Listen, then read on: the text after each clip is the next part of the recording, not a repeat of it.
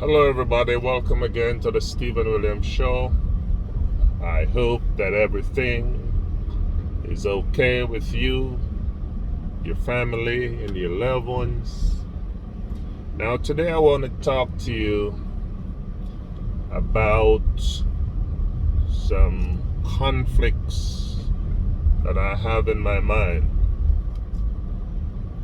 And I'm sharing them because for me, it makes no sense to have things that are in your mind and you can't speak it. So I'm speaking it today. And it has to do with the Bible and the God of the Bible. Now here are some of the issues that are affecting me and my mind. And I'm not going crazy, I assure you. But I'm just being honest. Alright, let's go to the book of Genesis. Now, in the book of Genesis, if you read it carefully, I think it's chapter 2, it says that God created 3 types of trees. Follow me now. One set of tree for food. It's good. Another set of tree for, well, not set. Another tree for life. The tree of life in the Garden of Eden. You must have heard about that. He also created the tree of good and evil. Not the devil, God. God created the tree of good and evil. Not the devil, God. Now, dangerous tree. Not to be tampered with, not to be touched. That's why he gave Adam and Eve a command. And he told Adam and Eve, don't touch it, for in the day you touch it, you will die. Don't think they know what that meant, like what death is, because they've never seen death, never experienced death. But he told them not to touch it, for they will die. Okay. Then the devil came along. Tell them to touch it. They disobeyed God, obeyed the devil. They touched it. Bam, they're in trouble. Now, here's my problem with this story from the Bible. If you're God, and since you're God, like I'm an adult, I know danger. I know that a child does not know their danger. And even if I tell the child, I'm putting a bomb right here, child. I'm putting a grenade right here, my child. I'm putting a gun here, right, my child. Don't touch it, because if you touch it, it will go off and it can go off and kill you. But that child never been dead. That child is filled with curiosity. And the neighbor comes over and tell the child, oh, that's a nice bomb, that's a nice grenade, that's a nice gun. Touch it, man. Nothing will happen. The child disobey you and child touch it, bam, the gun go off and problems. Now, what I'm getting at is God, who is a God of wisdom, the Bible says he knows. He's no fool. He knows the end from the beginning, the things that are not yet done. Yeah? And so the child, so God, back up here a little. So God, so we can get a better lighting. Don't like this one. So God told these two innocent human beings not to touch the tree of good and evil. But any thinking person would question, God, why didn't, since as you know the end from the beginning, the things that are not yet happening, or the things that have not yet been done, why didn't you just put the Adam and Eve far away from the tree, because you know they're going to touch it, because you're God, you know? Or God, why didn't you put the tree somewhere else, or put them somewhere else? It's common sense. So are we saying in the Bible God has no sense? Is that what we're saying, people? The story of God putting two human beings against a tree and tell them not to touch it and warn them of the danger, to me, is just like I saying to a judge in a court, Your Honor, yes, I have a gun in my house, and I told my child and children not to touch it, because if they touch it, it will go off. So it's their responsibility, and I give them freedom of choice. But the judge may look at me and say, Sir, you are irresponsible. You should not have put the gun in the child's reach. What about putting it in a safe? What about putting the gun away from the child? So, sir, we're going to find you guilty of negligence. You should have known better not to put that gun where the child could reach it. Now tell me if I'm blaspheming. Tell me if I'm gone crazy. Tell me if I'm cuckoo to say that. Because this is the story that the Bible gives us about God. It is making it look as if God does not know what he's doing. He's not really God. He doesn't know that, he didn't know that the child would go, Adam and Eve would go behind his back and touch it. Come on.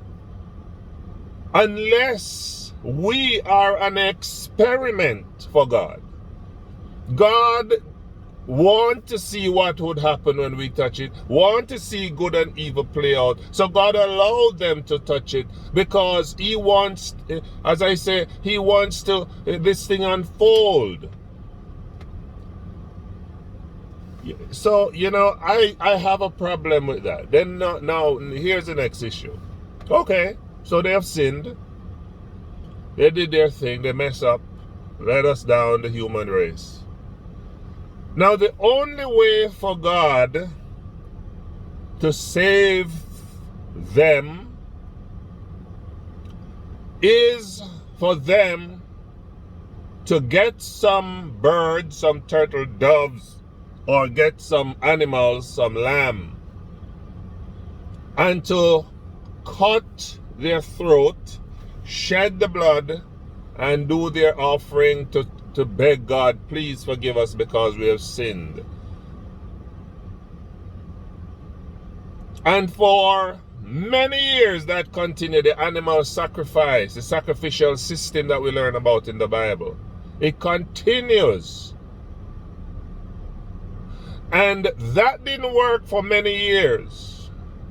Another experiment. This is also saying God is an experimental God. He doesn't know what is going to happen. So he's experimenting with the sacrificial system. It didn't work out. Sorry, guys. Gotta have to back up and I'm gonna have to find another way. Oh, here's what I'll do. I'll kill my son for them, to save them.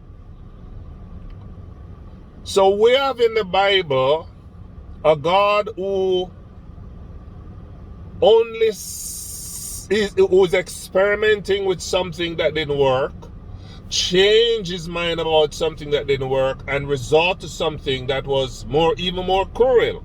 Because, it's one thing to kill a bird or kill a lamb, but it's another thing to send a human being, send your child, and say the only way to save the humanity is for this child to go down, born like them, be like them, walk with them, talk with them, and then dead.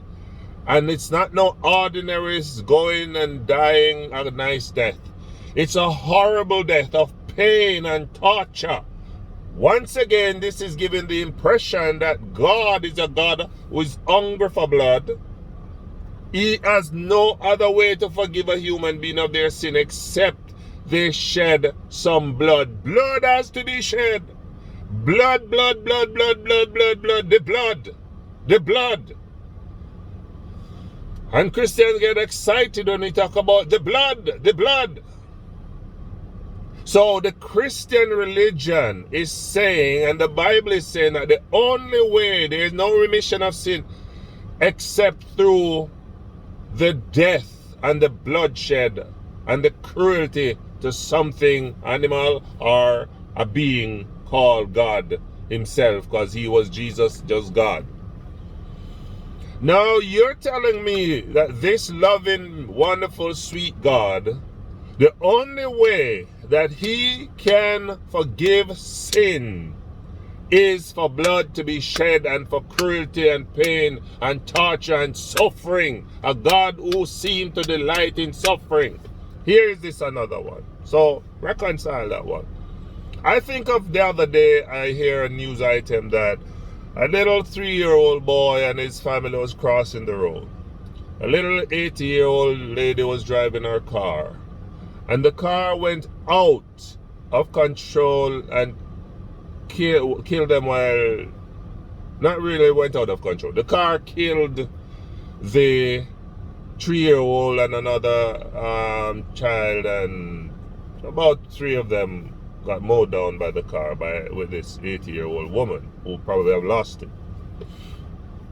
And I say, wow, what a world. What a world that we live in. What a world. A world where it seems that there is nobody in charge, no force, spiritual force in charge to stop some stuff from happening. Because I'm saying, okay, the Bible says that when we are born, God knit us in the womb. So we're not responsible for life. A man and a woman come together, but God is the one who knit that thing, carry on that little process in his factory of making the baby and the egg, and the cells organize and split and return a baby, and 9 months later a human being is here on the planet. And God went all through that process to give this child to this family.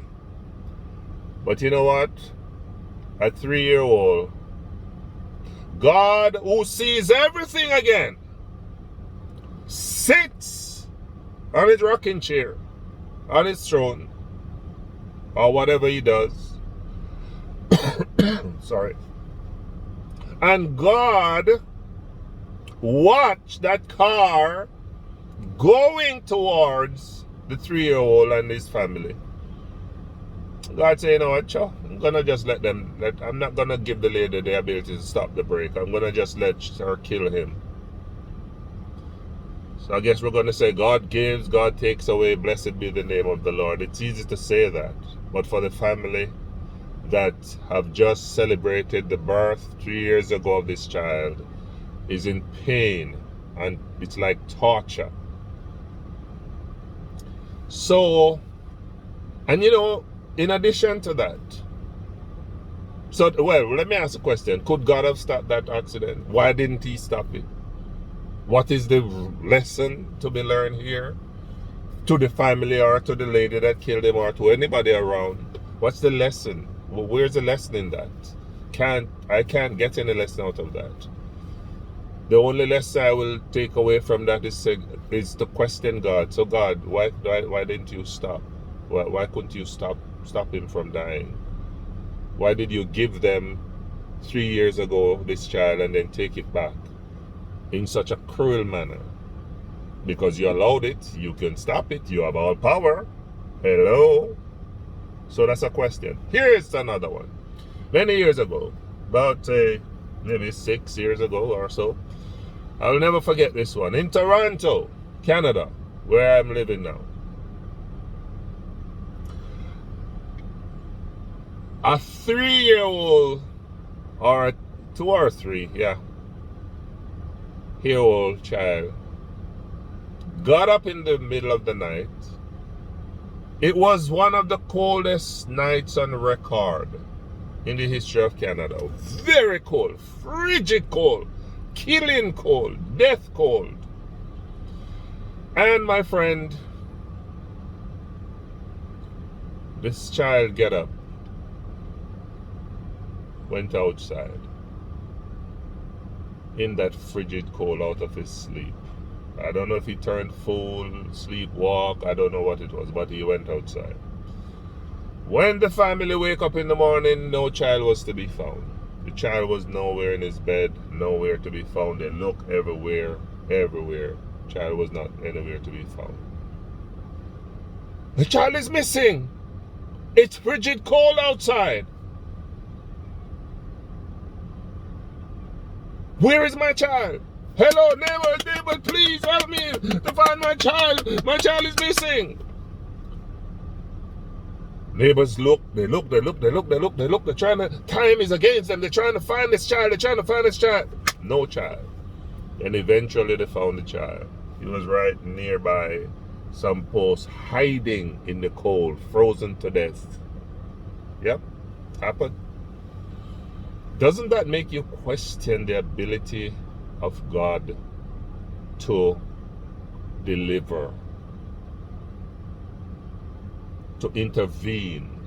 Couldn't God just have sent somebody to find that child just in time? And the story ends so beautifully where oh, the child went outside and this gentleman, oh my gosh, this guy saved my child's life. Yes, it happened sometime in life, but I'm talking about the times when it does not happen, the pain that family have to endure. What do I as a pastor go and tell that person now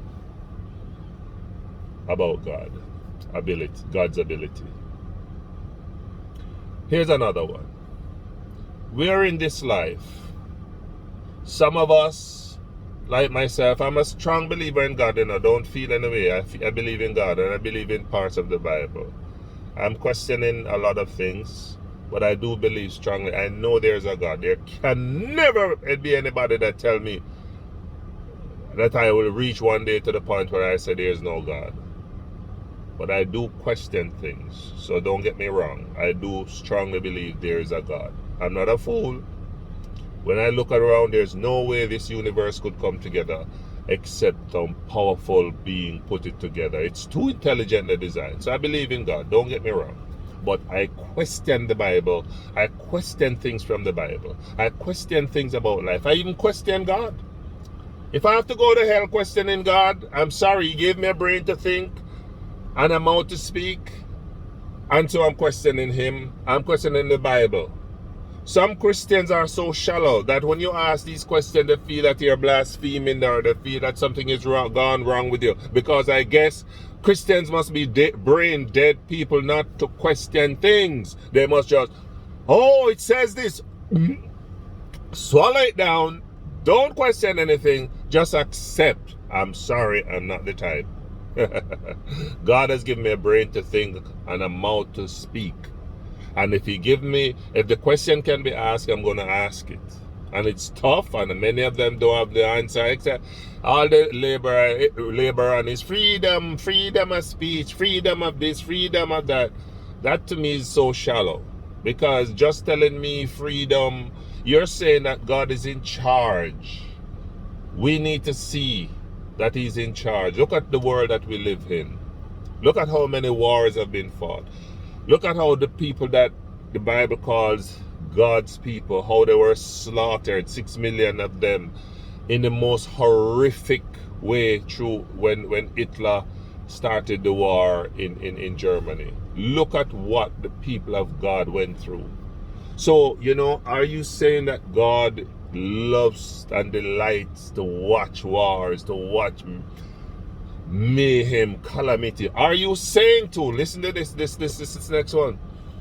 So because of Adam and Eve disobeying God, eating a little fruit or eating a fruit, that is why today, 6,000 years according to the Christian reckoning, God is still angry with us. He's still allowing all kind of catastrophe, all kind of situations that's just horrific and deadly and cold and cruel. He's allowing it to punish us because somebody near one piece of apple, somebody disobeyed him.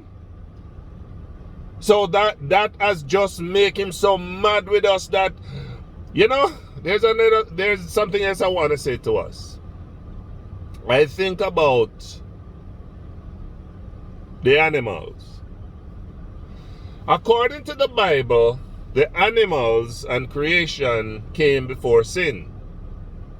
He created everything and said it was good in Genesis. Now, having created everything and said it was good, he put man in charge and so on.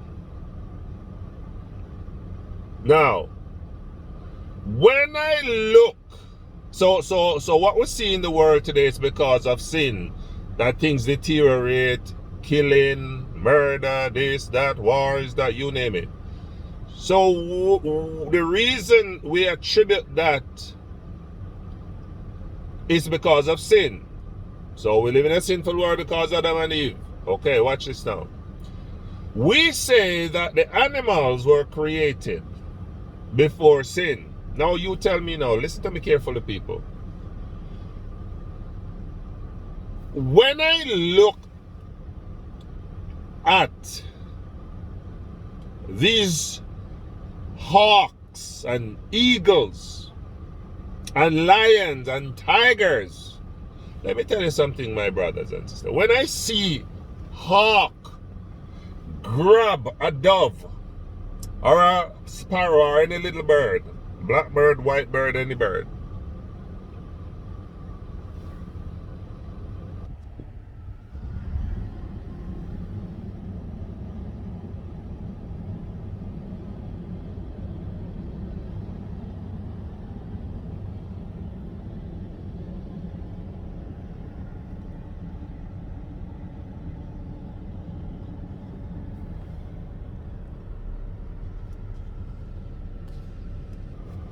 yes, when I see a hawk,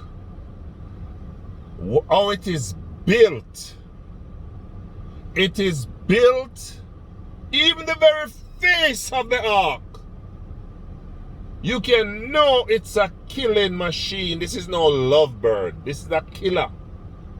The very look, go and Google a hawk.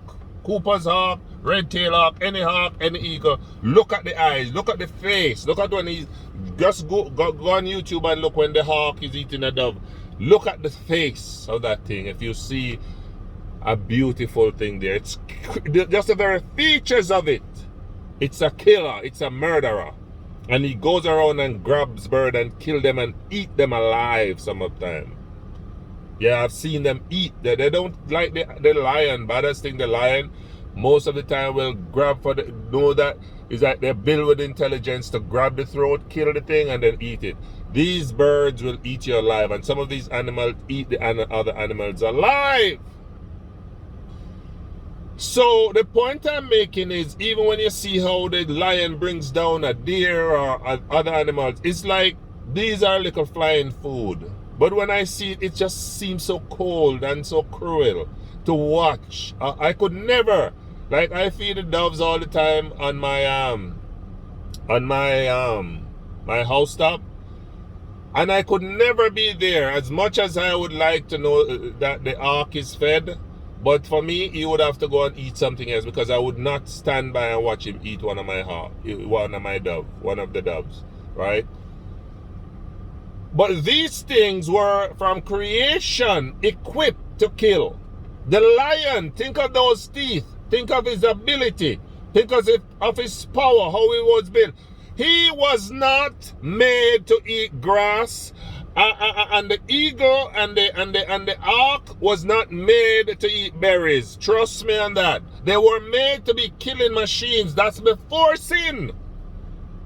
And the next thing, when I see the cruelty being done to each in the animal kingdom, I say, sometimes it reminds me of the racist thing that is happening, but I won't go there. You know, one species one color kill the other. And anyway, let me keep on track. But these animals were made as killing machines. That's my point. They were not made to eat grass. When you look at some other animal, cows and goats, you can see they were made to eat grass. But that lion, that tiger, with those teeth and those claws, and that power that they possess and the ability to stalk, and they were made as killing machines. And I asked the question, so God, so Adam and Eve sinned, but what sin did the animal deserve? So we deserve it because we sinned, yeah? But what sin did the animals, the birds and the all kind of stuff do to commit sin, to deserve the punishment of being eaten alive? What sin did they commit? I don't understand it, because it's cruelty. Are you telling me that God loves to watch cruelty? Are you telling me that this God delights in watching cruelty? Unless our concept of death is warped, maybe we don't know what is death. Because when I see an animal being eaten by another animal, I see cruelty. I see cruelty. The next thing is, since as we live in a world of sin and we drift far from God, why is it that God make himself so unknowable, so impersonal most of the time? I'm not saying there are times when he doesn't show up, like does things. But why is it that so many people are in this array? Is there a God? Is there not? Is there a God? Is there not? I think there's a God. I don't think there's any God. I don't see any. One of the reasons why people don't believe in God is because of what they see happening around them. They say there can't be a God who's in charge and allow this thing to happen like that. It makes no sense. That's why some people walk away from Christianity, walk away from the Bible. I have nothing to do with a God who would sit and allow a little 3-year-old to die. I have nothing to do with a God who is like this and that and the other, and all he does is punish and destruction. And when you read the Bible, it's just terror. It's about God fighting with human beings. We are sinners already. We are expected to sin because we were born in sin, shaped in iniquity. So it should not be any surprise. We try our best. Many of us, we accept Christ. We try our best to live for him. We find it so difficult. It is so difficult to live for God. It is so difficult because one of the things is, let me be honest with you, men's weakness most of the time is sex. Men's weakness most of the time is women. And so men, one of the reasons men don't want to go to church and give their life to God is because of sex and those things. And listen this now. So God made us sexual beings. He designed a woman's body to be desired. If you're a man and you don't desire a woman, something wrong with you. Hello? So God carved out that shape out and fix her up so nice that when you look, you know what desire comes. We didn't create it. God created us like that. He created with the ability to desire. When he created Adam, he says, your desire shall be towards your husband. So God created us with desire. He created women to be loved. Now you're telling me that I create a pizza to be eaten, and then when the person look and want to eat the pizza, I go and condemn him for looking at the pizza and wanting to eat the pizza. That don't make no sense. I want you to love the pizza. I want you to eat the pizza. In other words, don't misquote me now. God made women to be loved. He made us with the ability to lust and to desire. Same thing as far as I'm concerned. But then when you love the thing, he made women to be loved. And when you love the thing, you go back and say, oh, if you look at her, you lust, you commit a sin, you go to hell, you burn in hell because you have committed something wrong. How about, so God, How about making a little switch right up here? Whoop! I switch you off when you're married or when you're looking that you can't lust. How about making us like that? But you make us with the ability to lust. You make us with the ability to desire. You make the woman them so desirable that when we look at them, we can't help ourselves. So we lust and we desire, and then you turn around and condemn us for that. That make no sense to me. I say it all the time. It just doesn't count. It doesn't make sense. It doesn't add up, I should say. You know, I could go on and on and on and on, but my friend, I don't know, man. I don't know. God have a lot of explaining to do for me. I want to be saved if there's a God. I want to be saved if there's a heaven. No, I want to be saved. I want to be there. I want to question God. I want to God. Tell me, maybe there's a lot of things we don't get, God. We don't get a lot of things. And there's so many other questions I just don't want to overwhelm you guys. But, let me chip in before I close. Another one. I have been praying for the last almost 10 years for connection with my first son. I broke up with his mother with divorce. I didn't invent divorce. It happens. Bad things happen to good people. Divorce with divorce. Yes, I'm a divorcee. Hello. I'm not the first. I didn't invent it. I come in this world I've seen where our intention was to stay together forever. It didn't work out. We divorce. Yes. The church sometimes come down against people hard because you divorce. Nobody desire divorce. Sometimes things just didn't work out.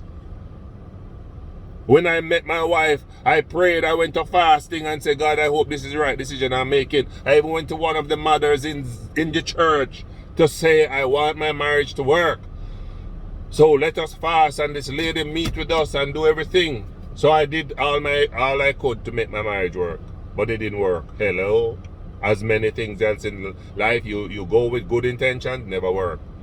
So the lady decided that she's going to keep my son away from me. 10 years! I go fasting and prayer, nothing. I ask them to pray for me, nothing. You name it. I tried lawyers, I tried finding him, I tried Facebook, can't find the boy. No way of connecting because that that lovely mother of his, I've cut him off from me. And I've been praying about it. And I say, God, this is one miracle. As a matter of fact, some of the things that, where I am right now in my experience, it's because of this. Along with some experience I've had in the church of just being turned off. Leaders turn off. People in the church, their behavior, their unsupportiveness, their condemnatory attitude, their judgmental attitude. I have just reached a stage in my life where I begin to question everything. Even my own family. You have people not talking to me and they're in church every Sabbath that God make. And I say, I can't reconcile the two. These people are Christians. Them born, them growing at church. They're in the church every morning, singing and praising God, yet still they're not talking to their brother. They're not talking to their little nieces and their little nephews and their little cousins and what have you. I can't reconcile that with Christianity is a turn off for me. You understand me? But I still love my God and I still want to be saved if there's a heaven. But the whole point of the matter is I've been praying about this matter and nothing from God. No miracle. Nothing. And people call me and they comfort me and say, one day, I'm still waiting for that day. So God make himself impersonal. God you'll be praying and nothing happened. Do you think that is encouraging to a person? Why a lot of people also lose faith in God is because of their prayers. They're praying to somebody in the sky up there around us, we don't know. And nothing happens. What do you think will eventually happen? It's just like if you have a father and the father is a deadbeat and you're begging him for some gift or something and him not paying you any mind. You just have to say, whatever, daddy. Whatever, I'll just move on. So you see, when human beings reach to the point where their desires and the logic of life is not making any sense, a lot of us are on the verge of just saying, you know what, call it quits, because this makes no sense. I have not yet called it quits, because when I look back in my personal life, I can say God has been in my life. He has been good to me. I could never go back and say, no, God has not been good to me. But let me tell you something. Regardless of that, I still question God. I still, yes, question things. Job questioned God. Job even cursed the day he born. What was it? Abraham questioned God. So some people may feel, say, what I'm doing is blasphemous. I have a guy, a friend in Jamaica, police guy. These people are something else.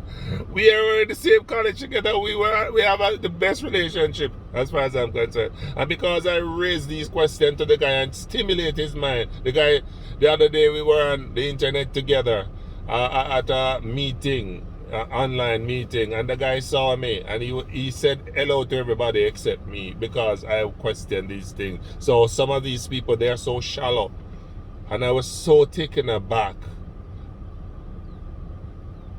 A lot of them on Facebook avoid me now because I am questioning things. I must just be a little dumb and just say whatever the Bible says, that's it forever. Mark, you know, I believe in the Bible strongly enough, because there are some prophecies, there are some stuff in there.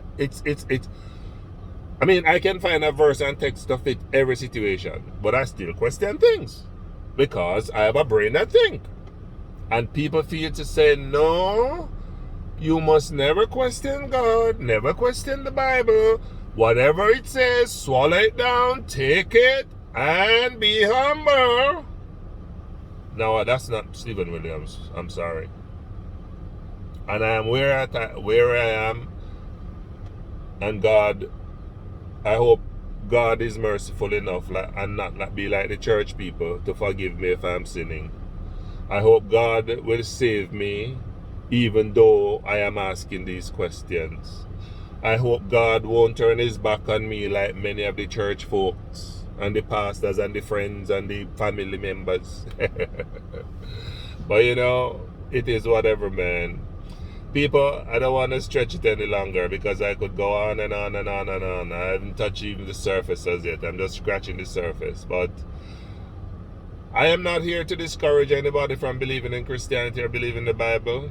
I am just saying, you're going to reach a point when you mature in life to begin to question things, especially if sometimes people bring things to your attention, because it's some people who brought some things to my attention, and it makes sense. If the thing is stupidness, I discard it, but when it makes sense, it makes sense, you know.